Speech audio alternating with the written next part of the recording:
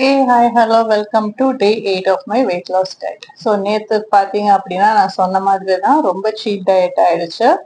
But ஆனாலும் 15 டேஸ்க்கு வந்து பார்க்கக்கூடாதுன்னு சொல்லியிருக்காங்க இல்லையா? ஸோ அதனால நான் வெயிட் எல்லாம் எதுவுமே செக் பண்ணலை.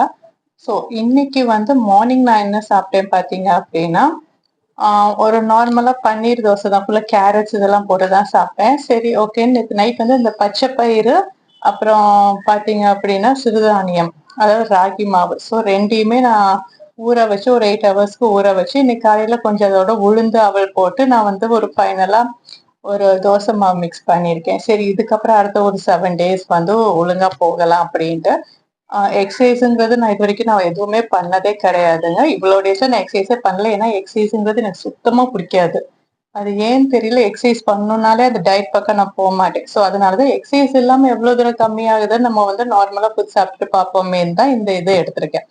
ஸோ இதுதான் ஃபர்ஸ்ட் டைம் நான் டயட் இருக்கேங்கிறது கிடையாது. ஏற்கனவே ஒரு தடவை நான் எடுத்திருக்கேன். அது வந்து லோ கார்ப் டயட் மாதிரி நானே டிக் டிக் போட்டு எது எடுக்கணும் எது எடுக்கக்கூடாதுன்னு சொல்லிட்டு நானே பிளான் போட்டு எடுத்தது தான் அந்த டயட்டை. ஸோ அந்த டயட்ல பார்த்தீங்க அப்படின்னா கார்போஹைட்ரேட்ஸ் வந்து ரொம்ப 50 கிராம்ஸை விட கம்மியாக தான் இருக்கும்.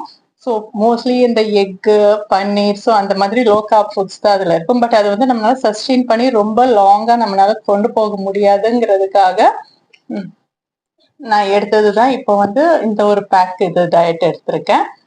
டெஃபினட்டா அப்பவும் நான் எக்ஸசைஸ் பண்ணலை. அதில் கிட்டத்தட்ட பார்த்தீங்க எனக்கு எப்படின்னா 8 to 9 kgs கம்மியாச்சு.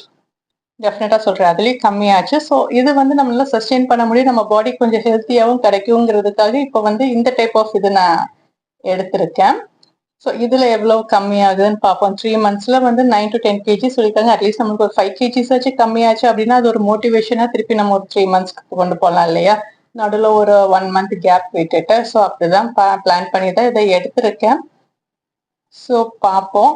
சரி ஓகே, இன்னைக்கு டேல நான் என்னென்ன சாப்பிட்டேன் என்னென்ன பண்ணேங்கிறத பார்க்கலாம். இன்னைக்கு நான் ஒரு புதுசா ஒன்று வாங்கியிருக்கேன். ஸோ அதை பத்திய டீட்டெயில்ஸ் வந்து நான் நாளைக்கு வீடியோல உங்களுக்கு தரேன். ஸோ நேற்று நைட்டே பார்த்தீங்கன்னா இந்த சிறுதானியத்துக்கெல்லாம் கிட்டத்தட்ட ஒரு 8 hours கிட்ட ஊற வச்சுட்டேன். வெறும் ராகியும் பச்சை பயிறு மட்டும்தான் ஊற வச்சேன். ப்ளஸ் வந்து அடுத்த நாள் மார்னிங் தான் ஒரு உளுந்து மட்டும் ஒரு 3 ஹவர்ஸ்க்கு அதோட சேர்த்து எக்ஸ்ட்ரா ஆட் பண்ணேன். ப்ளஸ் லைட்டாக வெந்தயம், அதுக்கப்புறம் பார்த்தீங்க அப்படின்னா ஒரு அவல். ஸோ அவல் வந்து அது ஈக்குவல் அமௌண்ட் ஆஃப் உளுந்து எல்லாத்தையுமே சேர்த்து வந்து நான் அப்படியே ஊற வச்சுட்டு இந்த மாவை அரைச்சி வச்சுக்கலாம். ஒரு 8 hours ஃபர்மெண்டேஷன் புளிச்சதுக்கப்புறம் அதை எடுத்து தோசையோ இட்லியோ ஊற்றிக்கலாம்னு சொல்லிட்டு அதை சைலண்ட்டாக வச்சுட்டேன். அதுக்கப்புறம் யூஸ்வல் மார்னிங் பார்த்தீங்க அப்படின்னா பன்னீர் தோசை தான். பன்னீர் வந்து நல்ல ஒரு ப்ரோட்டீன் சோர்ஸுங்கிறதுனால கொஞ்சம் வெஜிடபிள்ஸ் போட்டு நார்மலாக ஒயிட் தோசை தான் எடுத்துக்கிட்டேன். லஞ்சு கொஞ்சமாக ரைஸும் நிறையா மஷ்ரூமும் எடுத்துக்கிட்டு ஈவினிங் வந்து நம்ம காலையில் அந்த ஃபர்மெண்ட் பண்ணது ஒரு 5 o'clockே நல்லா மாவு புளிச்சிருச்சு. அதுதான் 2 தோசை மட்டும் ஊற்றி சாப்பிட்டேன். அதுவே செம ஃபில்லிங்காக இருந்தது. அது கூட இன்னைக்கு கொஞ்சம் ஹெல்த்தியான ஸ்நாக்ஸ் வந்து ஆர்டர் பண்ணி அதையும் கொஞ்சம் வந்து ஈவினிங் ஸ்நாக்ஸுக்கு அந்த மாதிரி எடுத்து சாப்பிட்டேன். ஸோ அதை பற்றி டீட்டெயில்ஸ் நாளைக்கு உங்களுக்கு கொடுக்குறேன். ஸோ அவ்வளோதான்.